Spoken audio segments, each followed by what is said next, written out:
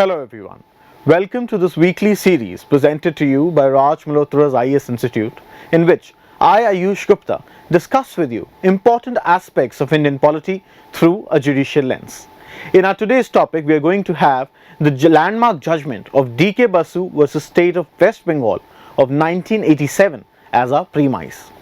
So, we are going to discuss in today's lecture as to why it is important to discuss this judgment with respect to prelims. Secondly, what is custodial torture? What are the laws in India to prevent it? What are the observations, chief observations in this very case that makes it a landmark case? And lastly, the Prevention of Torture Act of 2010, and as to what is the government's present stand on bringing in this law. So let's start with our today's lecture. So why is this topic now important? So, in June 2020, there was a custodial death of a father and son in Tamil Nadu. So, this gave again the rise to demands of bringing in a law that specifically deals with custodial torture and death. Now, what exactly is custodial torture? If the government becomes a lawbreaker and brings contempt of law, it invites every man to become a law into himself. This was a famous statement of a United States of America's Supreme Court judge. इसका मतलब यही है कि जब सरकार जो कि एक रक्षक का रोल प्ले करती है, जब खुद ही अपने कानूनों को तोड़ने लग जाएगी, then there will be an anarchy in the state and no man will follow the law and he will take laws in its hand himself. Therefore, the government needs to be objective and government needs to also stay in limits. So, custody in general is defined as putting a restriction on the freedom of movement of an individual. Now, what is torture? Although IPC does not define torture, neither is the term torture been defined in any other law. However, it gives us definition of hurt and grievous hurt, which is clearly laid down in it. The definition of hurt, although, does not cover mental torture, which is also an important aspect when it comes to torture. However, by force of various judgments of the Supreme Court, this mental torture has also been incorporated into the definition of hurt, and now it covers psychic torture, मानसिक प्रताड़ना, environmental coercion कि किसी का environment उसे कोई task करवाने, उसको ऐसे कंस्ट्रेन कर देना कि वह मजबूर हो जाए कुछ बोलने के लिए, tiring interrogative proximity, एक लंबी दौरान की उससे इंटेरोगेशन करना, दो तीन दिन लगातार एक साथ इंटेरोगेशन करना, एंड लास्टली ओवरबेयरिंग एंड इंटिमिडेटरी मेथड्स. सो एक ऐसे मेथड्स जिसके अंदर जो एक्यूज्ड है उसके ऊपर एक प्रेशर एक ऐसा क्रिएट करने का कि उसे डर लगे and ultimately he has to speak. So this is with respect to the definition of custodial torture in India.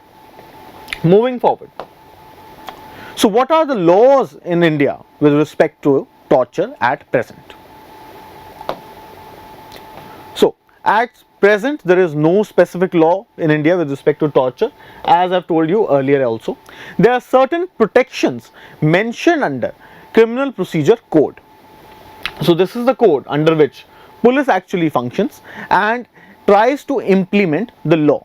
So although the police officer has power to arrest an individual, however, he does not have power to use unnecessary force to extract information from that individual. We have to remember over here Article 22 of the Constitution. कोई भी police officer unnecessarily pressure डाल के किसी individual से कोई information नहीं निकलवा सकता.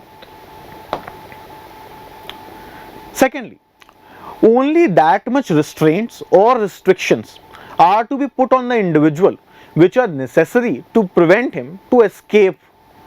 So, पुलिस ऐसा नहीं होना चाहिए कि उसे हर जगह हथकड़ियां पहना के बिठा दे या फिर चेयर से बांध के रख दे. सिर्फ उतनी ही मिनिमल रिस्ट्रिक्शंस रखनी है जिसके अंदर से एक व्यक्ति एस्केप ना कर पाए. So that this is also done to prevent the individual from any sort of humiliation.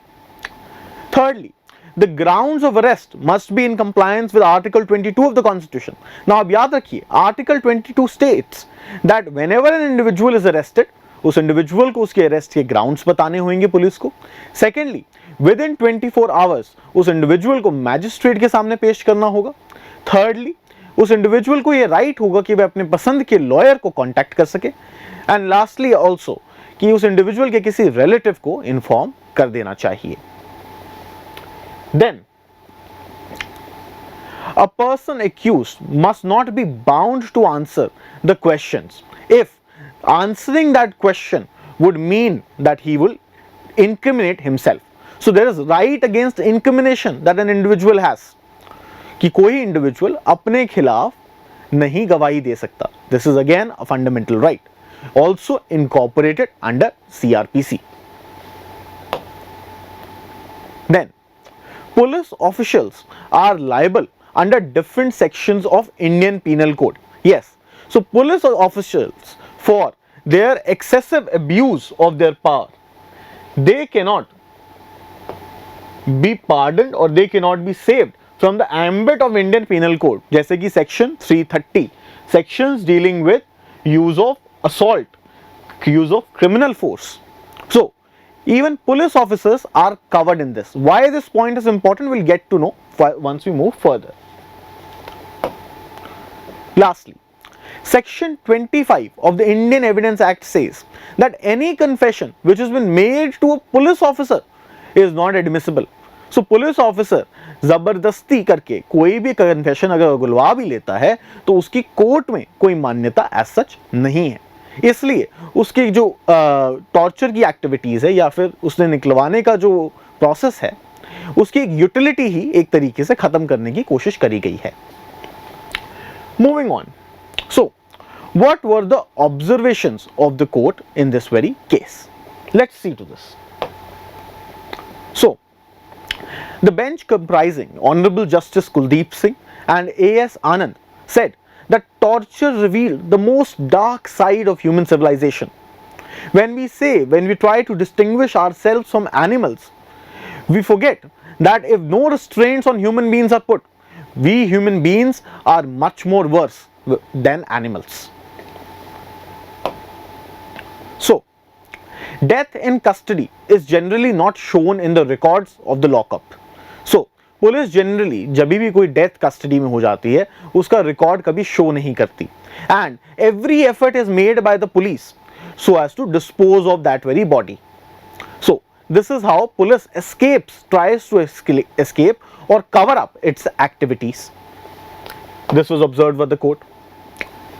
Thirdly, अगर कोई इंडिविजुअल कंप्लेंट कर भी देता है तो उसकी कंप्लेंट रजिस्टर नहीं करी जाती. रजिस्टर कर ली जाती है तो वह एफआईआर में तब्दील नहीं करी जाती और सीनियर अफसर उसके ऊपर कभी भी ध्यान नहीं देते हैं. दिस इज लार्जली बिकॉज कि everyone is part of the same system and if one is going to raise finger on one individual then a lot of fingers will start raising up.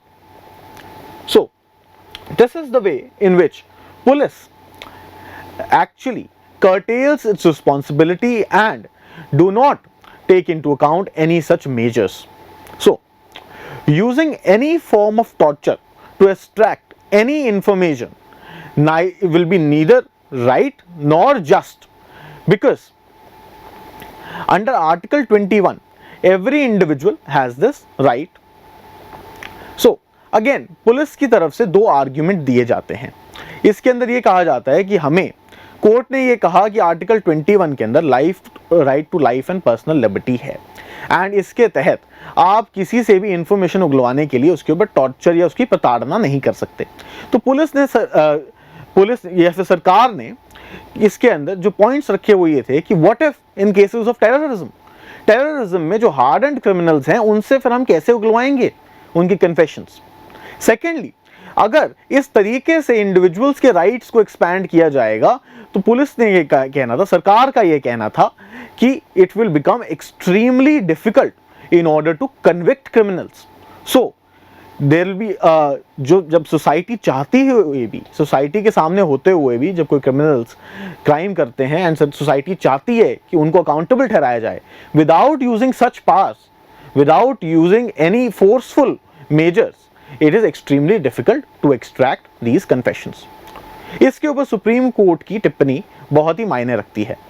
Supreme court ने कहा that we are living in a system of rule of law and सरकार को यदि terrorist से कुछ उगलवाना है तो सरकार को नए इनोवेटिव मेजर्स लेके आने चाहिए. Because in order to combat terrorism, it does not mean the state should also resort to terrorism. इसका मतलब ये होगा कि स्टेट टेररिज्म को एक लेजिटिमेसी दे देगी and there will be no difference left between a formal setup and non-state actors, between state and non-state actors. And therefore we need to uphold the rule of law. आपको ध्यान होगा कि किस तरीके से ड्यू प्रोसेस के साथ even Kasab का, अजमल आसफ कसाब का भी ट्रायल चलाया गया था इंडिया के अंदर, and he was also given a lawyer. Proper proceedings were conducted by the court and it took sufficient amount of time.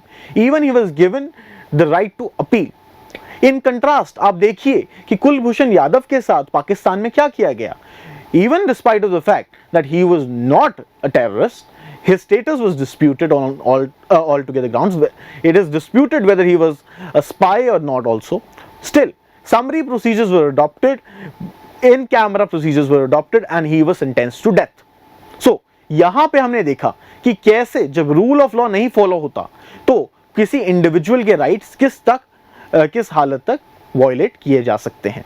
सो एक फॉर्मल स्टेट को ये ऐसे प्रोसीजर लेते हुए ये चीज शोभा नहीं देती. And this is why Pakistan की ये activity was also not appreciated by the ICJ, international court of justice.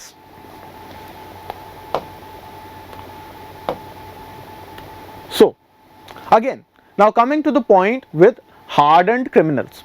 So Supreme Court recognized that yes, they understand that sometimes some measures have to be adopted by the police in order to get information out of hardened criminals and only then society would be satisfied. But Supreme Court ने यहाँ पे एक कैवीट भी लगा दिया. उन्होंने ये कहा कि the cure cannot however be worse than the disease itself.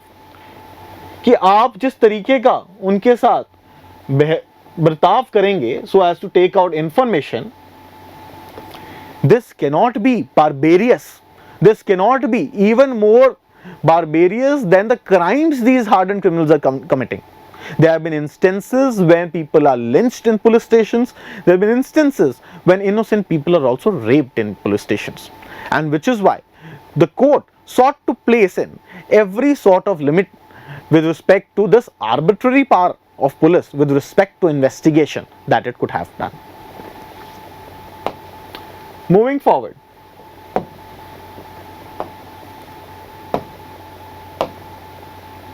so the Honorable Supreme Court observed that custodial violence including torture and death in lockups strikes a blow to the rule of law, as I've already explained to you, which demands that the powers of the executive should not only be derived from law but also the same should be limited by law.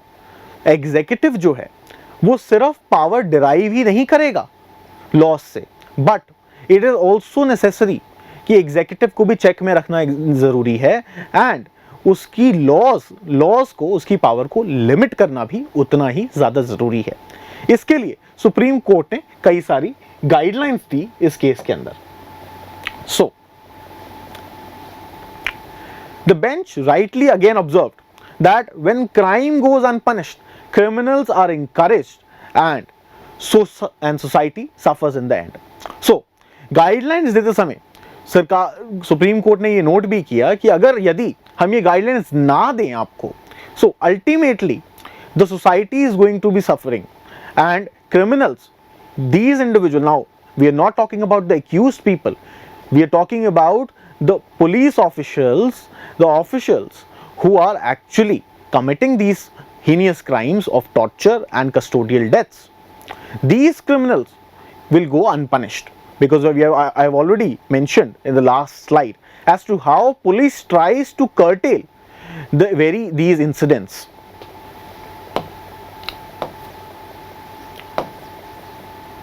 So according to the data, now in order to write succinct answers, it is very important to give in certain datas so that it looks like that you are not speaking things in light air. ठीक है? So, the National Crime Records Bureau says, the data of National Crime Records Bureau says that between 2008 to 2016, there were about 300 custodial deaths. However, not a single conviction. And in many cases, the complaints were not even registered as FIRs. So, and over the years, these instances are only increasing. Now, the judgment has also advised the the government in the judgment that the government shall bring in the constitution, the 113th report's recommendation of the Law Commission.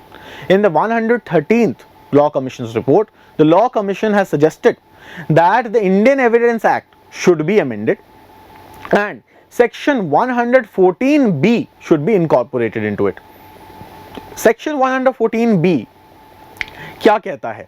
So, it goes with presumption of guilt in scenarios in which there has been a custodial death or there has been torture of physical torture with an individual.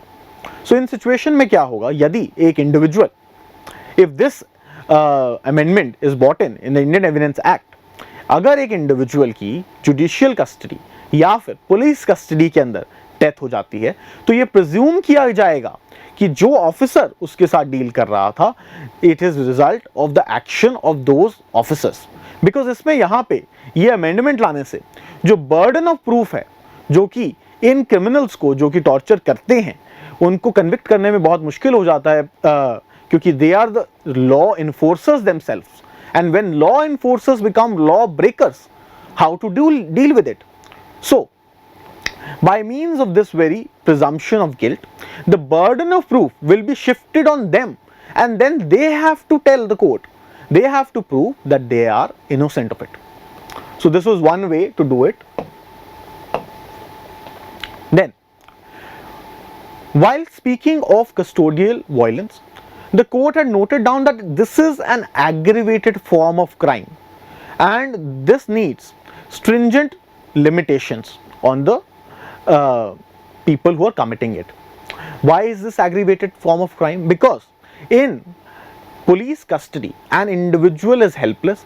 The individual cannot seek redress from any individual, from any other outside authority, and within those four walls he has to undergo such torture, and it also results in mental agony of an extent which cannot be remediated in his entire life.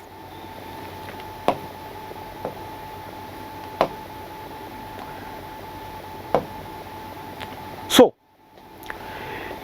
taking this thing into account, the sort of torture that an individual goes through at the hands of the people who are there to basically protect him, the court noted down that it held that the government in this case cannot take sovereign immunity. Sovereign immunity एक tort law का एक general exception है जिसके अंदर ये कहा जाता है यदि एक सरकारी नुमाइंदा अपनी कोई रिस्पॉन्सिबिलिटी निभाते हुए कोई चीज गलत कर देता है, then that individual has the immunity. So that individual should not be tried. However, Supreme Court noted over here that there cannot be a digression of this scale, and the government cannot, that very official cannot seek sovereign immunity in any of cases with respect to custodial death or custodial torture. The Supreme Court also placed strict liability on the government to basically compensate these individuals who have gone through such things. Because यहाँ पे एक state का, एक sovereign state का सबसे पहला function होता है अपने सिटीजन्स को प्रोटेक्शन देना, so as to protect their body. And when a sovereign state fails in this very respect and that too on account of its own very enforcers, then it is the direct liability and responsibility of the sovereign state to compensate the individual. Supreme court ने यह भी कहा है इसके अंदर कि यहां पे ये एक सिविल डैमेजेस नहीं होंगे, क्योंकि सिविल डैमेजेस को कंप्यूट करने में और उनको लेने में बहुत टाइम लग जाता है। यहां पे this will come as a compensation and this will be a strict responsibility of the state to compensate the individual यदि ऐसा कभी भी होता है that an individual goes through torture और custodial death, then next of the kin has to be compensated and in these states. Now, are these guidelines, in this very judgment the Supreme Court gave about 11 guidelines, and later on in many other judgments these guidelines have been followed on and new guidelines have been added so as to prevent the scenario in which the police can make arbitrary arrests and any such things which could lead to custodial death or torture happens. I will be linking a PDF with this video and you can go through all the commandments which have been given in this very judgment. Now the question arises as to what is the force on which the Supreme Court is trying to enforce these guidelines.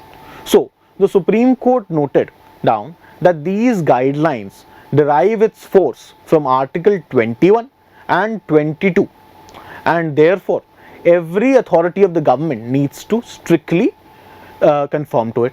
Not just state police but central government's agencies such as Enforcement Directorate, CBI, CID all need to comply with these guidelines.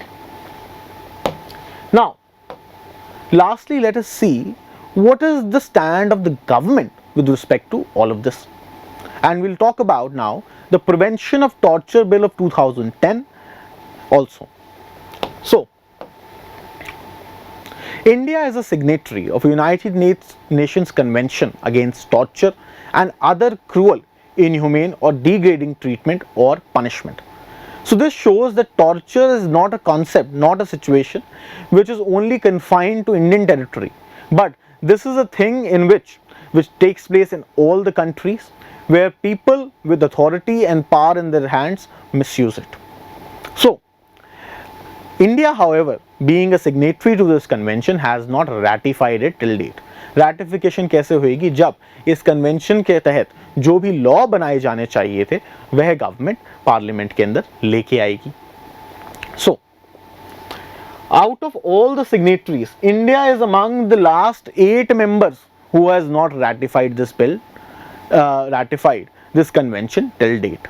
So however, a bill was introduced in the parliament with respect to prevention of torture. It was passed even by the Lok Sabha in 2010.